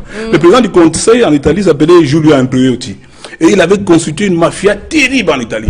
Un jour, les Italiens ont dit, on en a marre. On a ramassé tous les hommes politiques, on a foutu en prison. Et on est reparti. L'Italie est parmi les 7 pays les plus riches du monde. Et donc vous pensez qu'il faut tout remettre à plat et repartir de plus belle? Dis donc, quand vous regardez Tombi Aroko, mais vous m'y enlevez hier en prison, de prison pour le mettre là qui continue. Absolument. Vous comprenez? Alors, moi je dis ça, et si j'ai choqué mon frère Soulaye, je m'excuse, vous savez, moi je ne mens pas. Enfin, je ne mens pas beaucoup. Vous voyez? Donc, quand je viens là, j'essaie de dire. Voilà, donc quand je viens, je dis ce que je pense. Je ne mens pas beaucoup. Bien entendu, Benjamin. On peut signer Benjamin. Je vous propose donc, très cher monsieur, d'avancer. Nous avons encore 2-3 petites choses à nous dire, notamment autour de ce projet Jovic qui continue de faire quand même les choux gras de la presse, qui continue de s'interroger. On a bien envie de se demander, je reviens à vous, Benjamin Zébazé, ce que tente de faire comprendre la presse, qu'est-ce qu'elle veut nous faire savoir lorsqu'elle dénonce tous les contours de ce qu'elle considère aujourd'hui comme l'affaire Jovic. Oui, madame, je suis un peu embêté parce que quand vous m'avez demandé de venir parler de cette histoire, j'ai hésité beaucoup à venir parce que je travaille dessus depuis des mois et des mois. Et c'est pas facile, je suis pas professeur agrégé d'université comme certains. Je n'ai pas la capacité de venir faire une synthèse rapide. Bon, ben, vous savez, quand une jolie femme comme vous, ben, vite, tout le monde me connaît, je suis un peu faible, c'est pour ça que je suis venu. Vous succombez au charme de la beauté féminine. Ah ben je suis honnête, vous voyez. Je sais pas mentir. Enfin, je vous ai dit que je ne mentais pas beaucoup. C'est pas plus mal, Benjamin. Je vous ai dit que je mentais pas beaucoup. Benjamin. Alors, ben, cette affaire est grossière. Et c'est grossier parce que tous les gens qui sont dans cette affaire-là sont du RDPC. Et moi, mon ami Tulien, que je connais depuis 25 ans, je sais qu'il est au RDPC. Mais il n'aime pas les magouilles.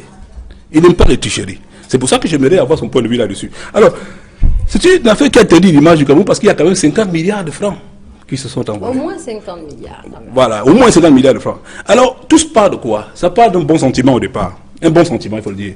Le président Biya, en 2008, il constate que la jeunesse est dans la rue parce que la jeunesse a faim. Alors, qu'est-ce que le président Biya dit? Il demande à son gouvernement, faites tout ce qui est possible pour que les jeunes trouvent du travail. Je crois que c'est certainement la seule fois où il prend une bonne décision. Enfin, peut-être que je me trompe. En tout cas, c'est une bonne décision. Alors, il faut qu'on trouve l'argent. Le ministre Simi Meunier, qui constate qu'il y avait pendant longtemps un projet d'exploitation du cobalt, du nickel à l'est du Cameroun. Il propose au chef d'État qu'on va aller au FMI, demander au FMI de débloquer l'argent que le FMI avait gardé pour la jeunesse camerounaise. Donc, Simi Meunier se présente au FMI. Et les gens du FMI sont étonnés parce qu'il vient avec un papier comme ça. Il écrit dessus, le chef d'État a une priorité, il veut que... Ben, monsieur Eugène Niambal, qui est un Camerounais qui travaille au FMI, qui depuis 30 ans est dans la finance internationale, il voit le dossier, il va dire à son patron, ce n'est pas possible. On ne peut pas débloquer autant d'argent sur la base d'un petit document comme celui-là. Il n'y a pas d'étude du marché, il n'y a rien. Monsieur Etienne, vous ne savez pas ce qu'il y a à monsieur Niambal. Il est licencié. Il est licencié et c'est à partir de là que le FMI débloque de l'argent. Mais je vous assure, le dossier que j'ai chez moi, c'est comme ça. Et quand vous voyez tous les Camerounais qui ont signé sur ce dossier-là, je vous dis, ce sont soit des idiots, soit des voleurs. Il ne peut pas avoir une autre option. Ce sont des voleurs, soit des idiots. Ou les deux. Bon, peut-être. Mais, vous m'excusez de prendre le temps, parce que je crois que c'est important, mais j'ai pensé qu'il fallait que je cite les gens qui sont intervenus dans le dossier. Pas parce qu'ils ont volé, je ne pense pas. C'est-à-dire les gens qui sont intervenus dans le dossier. Je ne suis pas juge, je ne suis pas magistrat, je suis rien du tout. Moi, je dis rien que ce que j'ai vu. Et je vous ai dit depuis le départ, je ne mens pas beaucoup. Donc, ce que je dis est à peu près correct. Alors, moi, je prends un papier, parce que si je risque d'oublier certains noms. Moi, je n'ai pas envie de faire de jaloux. Je ne veux pas que quelqu'un me voit en route de midi, j'ai oublié son nom. Donc, je cite le nom. Alors, quels sont les acteurs, en gros, de cette opération? Le premier, c'est M. Achidi Achou, Premier ministre du Cameroun. Et dans cette Ancien Premier ministre du Cameroun. Oh, Premier ministre, ça ne finit jamais. Hein. D'accord. Premier ministre, M. À ce Achidi Achou. moment-là, d'accord. Si vous voulez le problème avec sa famille, c'est votre problème. Moi, je dis c'est le Premier ministre. Donc, le Premier ministre Achou. Et au cœur de ce système-là, il y a une société qui s'appelle la Geocam. Et dans la Geocam, il y a une associée qui s'appelle Achou. Bah, j'aimerais que le Premier ministre me dise que sont leurs relations, ça peut juste être une coïncidence. La deuxième personne que je citerai, c'est M. Issimi Meunier. Je viens de vous expliquer que c'est lui qui avait demandé au FMI de débloquer l'argent que le FMI avait gardé, je rappelle, pour la jeunesse camerounaise. Le troisième, c'est le Premier ministre, Ephraim Ignoni. C'est lui qui signe la lettre, on appelle lettre d'intention pour ceux qui connaissent un peu comment les choses se passent. Il signe la lettre pour demander au FMI de débloquer l'argent. J'espère qu'il n'y a pas 50 noms à citer, Benjamin Zebazé. Comment je peux... Il faut bien qu'on sache qui... Bon, allez, je vais aller vite. Le secrétaire général de la présidente de la République de l'époque, Atangana Membala, la directrice de SNI, Yao Asaito. Sauf que Yao Asaito, dans les documents que j'ai, le FMI reconnaît que cette dame a été roulée dans la farine. Le FMI. Bon, je ne veux pas jeter tout le monde en pâture comme ça, comme vous dites dans les vite. Il y a le ministre des Mines de l'époque, Badel Dangadinga. Il est sénateur de l'Est. Mais je vous dis, quand vous lisez à quel point ce monsieur est naïf dans le dossier, c'est presque touchant. C'est presque touchant. On se demande comment il a fait pour être ministre, pour être aussi naïf. Bon, Richard Owe, il est directeur de Béatrice, parce qu'on l'avait connu, et qui a été aussi DG de Geocam. Et puis il y a les Français, Dominique Strauss-Kahn et Christiane Lagarde, parce que Strauss-Kahn et Dominique Lagarde, quand l'affaire... Christine Lagarde, excusez-moi. Quand l'affaire éclate, et que M. Nyambal et des ONG aux États-Unis décident de demander qu'on leur dise ce qui s'est réellement passé, Dominique Strauss-Kahn et Christine Lagarde, ils s'accrochent sur le dossier avec la détermination d'une sœur catholique qui protège sa nudité carrément, qui ne veut pas qu'on voit ce qui se passe. Et enfin, un Américain s'appelle Bukovic, et c'est lui le cerveau de l'affaire. Donc, je dis tous ces gens-là, je ne dis pas que quelqu'un a volé, allez. Je dis que ces gens-là savent ce qui s'est passé. Alors, si mes collègues me permettent, parce que je trouve que c'est une affaire extrêmement grave, je peux raconter rapidement de quoi il s'agit. Il faut d'abord, Benjamin Zebazé, que l'on tente d'avoir l'avis des autres panélistes sur le sujet. André Parfait-Bell, les principales leçons que vous tirez de ce type d'engagement pris par le Cameroun, quelles sont les leçons à tirer, les principales leçons à tirer? Finalement, le projet minier, qui concernait le nickel, le cobalt à l'est du Cameroun. On n'a pas de nouvelles, finalement aussi de l'argent qui a été débloqué par le FMI. Quelles sont les leçons à tirer? Benjamin a levé un lièvre dans cette affaire et je pense que d'abord je veux commencer par dire que ça fait partie de ce qu'on espère que la presse fasse. C'est-à-dire nous aider dans la posture de lecteurs citoyens à savoir ce qui se trame dans les antichambres des endroits que nous ne fréquentons pas. La deuxième observation, qui est hélas liée au foot, ou peut-être pas hélas en fait, c'est que ce que Benjamin décrit, moi j'ai lu l'article, donc le bout qui a été diffusé dans son journal, ce qu'il décrit, c'est rigoureusement ce qu'on a fait dans le cadre de votre prétendu consensus. C'est-à-dire qu'une bande de gens s'étant accoquinés avec la seule personne qui connaît tous les voleurs de la FIFA, et qui est par ricochet un voleur lui-même, et bien ces gens-là ont décidé de mettre sous le couvert de choses faites au nom de l'État une mafia personnelle à leur service. Les personnes dont on sait les 50 milliards et plus qui se sont évaporés au nom d'une prétendue action au service du Cameroun et de sa jeunesse. C'est de ça, voilà le lien qu'il faut faire. Dès comme ça, il y en a 13 à la douzaine dans notre République. Donc, l'autre leçon de cette affaire, c'est que, hélas, il faut qu'un jour on mette en lumière ce genre de fait. Un, que les gens soient sanctionnés, je pense que dans plusieurs cas, les gens seront sanctionnés. Deux, que l'on tire les leçons. Parce que je pense qu'au-delà de la volonté de voler, il y a effectivement un certain type d'acteurs qui n'étaient pas suffisamment à leur place, n'étaient donc pas suffisamment outillés pour connaître de ces dossiers. Mais grand Dieu, comment se fait-il qu'un Camerounais complètement retrouvé par hasard dans cette affaire qui s'appelle M. Nyambal tire la sonnette d'alarme et ne trouve pas auprès du gouvernement de la République l'intérêt de le protéger parce que précisément d'autres Camerounais qui sont organisés en bande parce que ça s'appelle une association de malfaiteurs Eh bien, pour ceux qui ont distrait cet argent, comment se fait-il que le gouvernement de la République, garant de l'intérêt général, ne s'occupe pas de la sonnette d'alarme tirée par un citoyen camerounais pour arrêter les forfaits de ces mécréants? Voilà le problème. Dès comme ça, il y en a plein chez nous.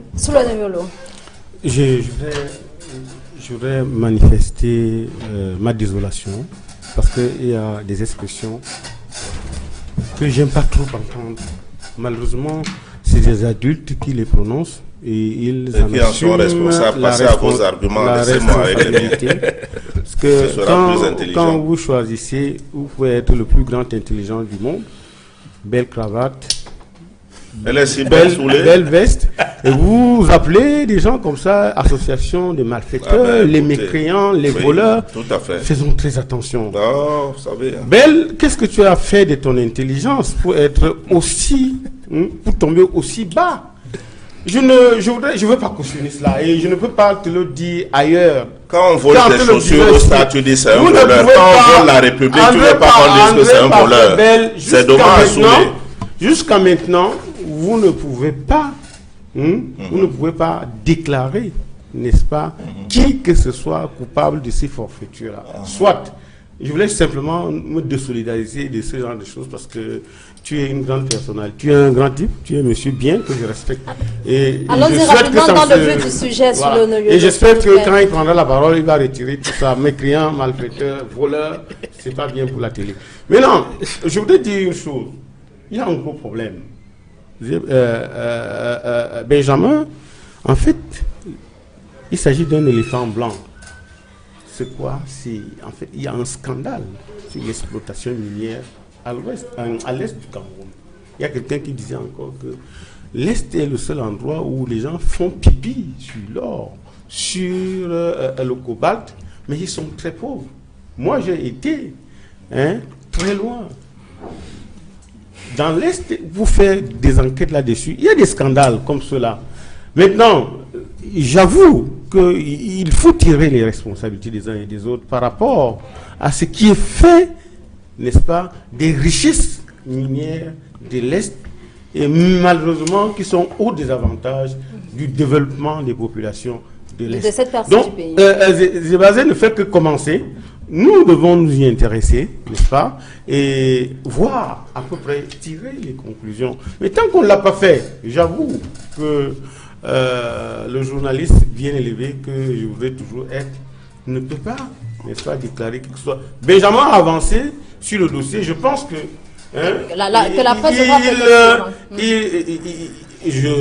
s'il est toujours celui que j'ai connu, ça veut dire que les propos qu'il dit, s'ils sont, n'est-ce pas, en réalité porteurs d'un certain nombre de crédits, mais il faut que les responsabilités soient établies. Qui a fait quoi et pourquoi cet argent a été débloqué et que ça n'a pas avancé. Et on n'a pas le sentiment que la création des emplois qui était à l'origine de cette initiative a fondamentalement prospéré. Et qui est-ce qu'on a recruté et pourquoi, une fois encore, cet argent s'est évaporé, entre les mains peut-être impures.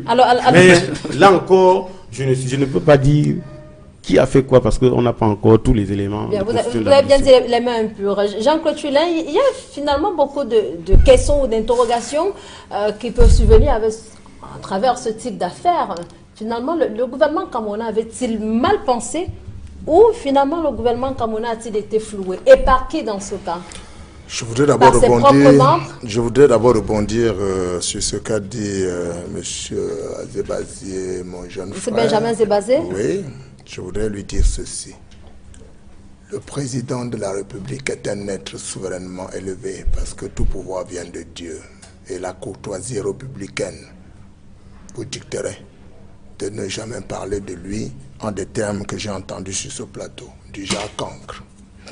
Et je reviens donc sur ce qu'il a développé concernant Jovic. Il faudrait déjà savoir ceci. Quand vous avez un dossier comme celui-là, où il y a l'implication du secrétaire général de la présidence de la République, il y a l'implication de deux ministres, un en fonction, un ancien, l'implication des ministres, vous pensez bien que lorsque l'information remonte, quand M. Nyambal saisi la présidence de la République, vous savez très bien que quand ça remonte, c'est à partir du secrétariat général que tout est traité. Et le secrétaire général de la présidence, s'il est impliqué dans le dossier, vous comprendrez très bien que le président de la République ne le saura jamais, à moins que le président ne lise dans les mardeaux.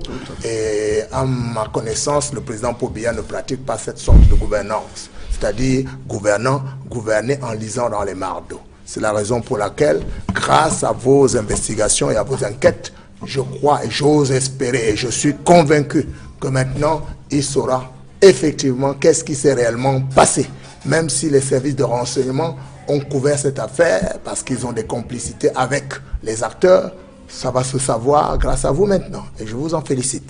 Je voudrais également dire ceci. Il y a deux sortes de RDPcistes, parce que je vous ai entendu citer le RDPC.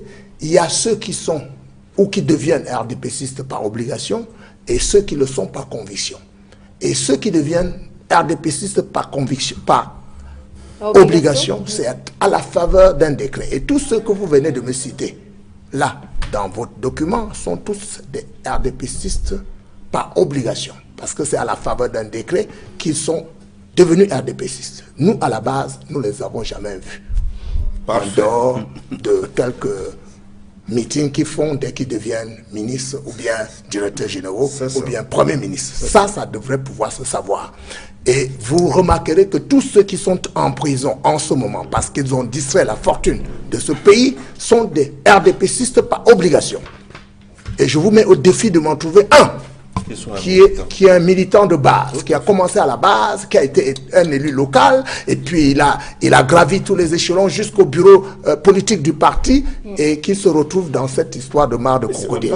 Ça, je voudrais le rappeler. Dans votre parti. Ce n'est pas un procès, c'est vous qui nous affublez de tous les noms d'oiseaux. Et c'est vous qui nous affublez de tous les noms d'oiseaux. J'ai bien dit que vous êtes Julien, ce n'est pas n'importe qui. J'ai bien dit ça au départ. Absolument. Non, on peut lui trouver. Monsieur Soulé, si j'avais un film à faire sur ce plateau, je dirais en ce qui vous concerne et mon ami Bell, règlement de compte à droit de réponse. Equinox TV. Ah bon, c'est justement pas le titre. C'est un mauvais titre. On va sortir. Jean-Claude n'est pas dans le bon film. Jean-Claude, tu connaissais. Je voudrais faire une observation sur le dossier. C'est-à-dire qu'en fait... Juste en 30 secondes, parce qu'on va sortir bientôt là. Tout à l'heure, sur le set offusqué de mon vocabulaire, mais je voudrais que nos téléspectateurs sachent que quelqu'un qui vient voler une caméra à Equinox fait du mal à Equinox. Et que quelqu'un haut placé qui vole la République fait du mal à toute la République. Et que je ne comprends pas qu'il y ait de l'indulgence vis-à-vis du voleur de la République comparé au voleur de la caméra. Mais ils ont encore la présomption d'innocence. Je parle de... Mais attendez, vous ne me suivez pas, c'est bien dommage. Je ne dis pas que Mme Ayosato a volé. Je ne dis pas que... Moi non plus. Je dis qu'il y a là-dedans des gens qui ont volé. C'est pour ça que des camarades à tuer sont en prison. C'est quand même pas moi qui les ai mis. Donc, il y a des gens qui volent la République quotidiennement et il y a des gens haut placés en responsabilité au nom de la République qui utilisent leur position de pouvoir dans l'appareil gouvernemental et administratif pour s'en mettre plein les poches au détriment du progrès de la République. Très bien. Alors, pour sortir de ce sujet, Benjamin, avec vous, et demain, donc, qu'est-ce qui pourrait se passer? Moi, je pense pour ce qui est de ce dossier. Est-ce qu'il y a des choses qui l'on peut rattraper? C'est dommage qu'il n'y ait pas de temps parce que, tel que c'est raconté là, les Camerounais ne voient pas la gravité de la situation. Parce qu'il faut que vous sachiez une chose. Personne, je dis bien personne, à part le président Paul Biya peut-être, mais personne n'a jamais voulu exploiter une mine à l'Est. Personne n'a jamais voulu. Le projet n'a jamais en réalité existé. Il y a eu des truands qui sont venus autour du chef de l'État, l'enfumer avec un certain nombre de choses. Alors je vais aller très très vite pour que vous compreniez ce qui se passe. Une entreprise américaine, je parle d'une escroquerie qui commence en 2008 quand Essimi Meunier va au FMI. Mais en réalité, dès 1994, on a déjà créé la société. On attend. On crée une société qui s'appelle Jovi Mining, qui n'a aucune activité, qui ne fait rien. Ça s'appelle un récipient. Ensuite, on s'en va aux îles Caïmans. On crée une filiale. Et dès que c'est aux îles Caïmans, nous tous ici, on commence à s'inquiéter. Aux îles Caïmans, c'est douteux. Et c'est cette filiale-là qui devient patron de la société camerounaise. Et qui est actionnaire de la société camerounaise? Jovic International. Ils ont 55%. Donc, 4 Camerounais ont 39%. Mais le problème est celui-ci. C'est que quand on demande à Essimi Meunier, quels sont les 4 Camerounais? Il dit, je ne dis pas. Ça. Une entreprise qui est créée, on ne connaît pas les actionnaires. Essimi Meunier refuse de donner les 4 actionnaires. Mais c'est pas tout. Malgré ça, la SNI vient acheter à des actionnaires inconnus. Sur les 39% de capital, la SNI vient acheter à des inconnus 20% des parts. Et s'il y avait ces inconnus-là, ce qu'on appelle en termes techniques une convention de portage. Bon, c'est technique. En fait, elle dit quoi à ces gens-là? Je ne vous connais pas. Mais sur les 39%, j'achète 20. Et les 19% que vous avez là, donnez-moi ça. Et chaque fois qu'on va augmenter le capital de la société, je paye à votre place. Parce que je suis généreux. Mais je n'ai jamais vu. On n'a jamais vu ça. Monsieur Soulé, ça s'appelle du vol. Et je dis ça. On vole la République, monsieur Soulé. Vous avez remarqué, madame Nyanda, vous avez remarqué que ça fait 3 semaines que j'en parle. Il n'y a pas un seul qui est venu à la télévision parler. Même la babiche d'Isha Tiroma, personne n'a vu. Parce que personne ne peut venir m'attaquer dessus. Ils savent que j'ai du lourd. Alors je vais aller plus vite. Là. Pour sortir, j'essaie d'aller vite. On a tellement de choses à dire, mais il faut qu'on aille rapidement. Je prends un deuxième exemple. Je prends un deuxième exemple. Pourquoi on fait ça? Pourquoi on fait ça? Parce que M. Bell dit que c'est pour voler. Mais les gens ont 3 objectifs. Et les Camerounais qui sont avec eux dansent sur une musique qu'ils n'ont pas écrit. Pourquoi? Ces gars-là font tout ça pour avoir quoi? Ils veulent que Cameroun Tribune, que la CRTV raconte dans le monde entier, parce qu'ils sont sur satellite, que la société a gagné un marché énorme de cobalt et de nickel. Je ne suis même pas sûr qu'il y a ça à l'Est. Hein. Je ne suis pas sûr qu'il y a ça à l'Est. Alors, pourquoi? Ils vont à la bourse aux États-Unis. Ramasser l'argent. Ils mettent leur société en bourse et l'action grimpe de manière exponentielle. Et l'action passe à 1700 francs. Bon, je sais que les Camerounais vont dire 1700 francs, c'est pas l'argent, mais sur des milliers d'actions, c'est beaucoup. Donc 1700 francs. Et ils ramassent du bénéfice. Vous savez combien d'actions je vis vaut depuis avant-hier? J'ai regardé sur le net. Ça vaut 2 francs CFA. Donc les gars ont ramassé la différence entre 1700 et 2 francs sur des millions et des millions. Voilà, c'était le premier objectif.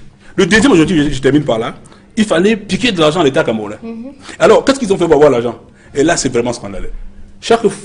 En début d'année, ils disent nous avons besoin de temps pour l'année. Ils s'asseyent à la SNI. Ils disent voilà, nous avons besoin de tant de milliards.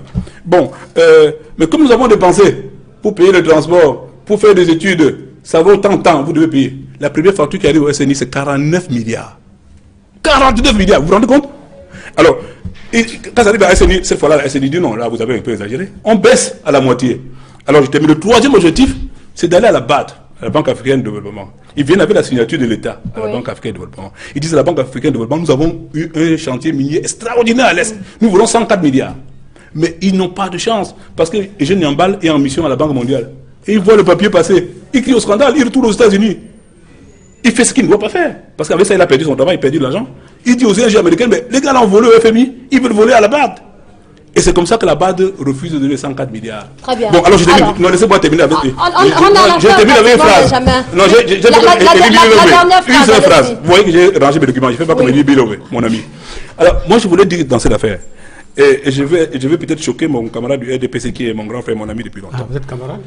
Oui, il sait pourquoi je dis camarade. On se connaît depuis si longtemps. Allez-y pour votre. Alors, moi, ce que je voulais dire, c'est que c'est une grosse organisation.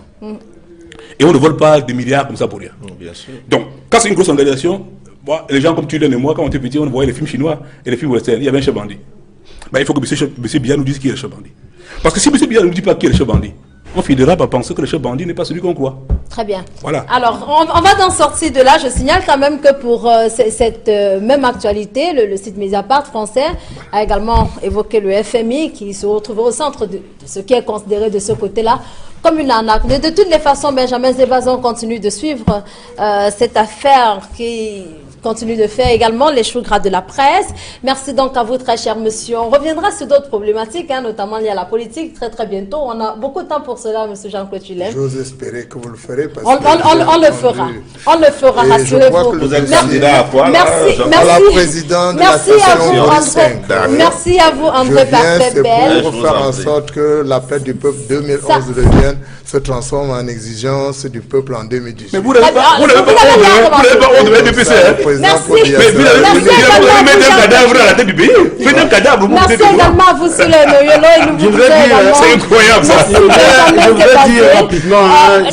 je voudrais dire rapidement que Zébazé a levé un éléphant. Oui. Et le projet d'exploitation du cobalt nickel de Lommier, oui. C'est Lommier là. Oui, moi j'ai été à Lommier pour regarder un peu les souffrances des populations. On va comment est-ce qu'on avait créé un ensemble. Voilà. Merci donc. Pour chercher le cobalt et le nickel. Donc c'est un sujet important. Alors, qui doit être poursuivi. Merci donc à vous. Ce sera poursuivi sous le long compte bien évidemment sur la presse. Pour le faire, on en reparlera dans le cadre de droit de réponse. Merci à vous, madame, monsieur, d'avoir été au rendez-vous de cette édition. On se retrouve dimanche, s'il plaît à Dieu. Au revoir.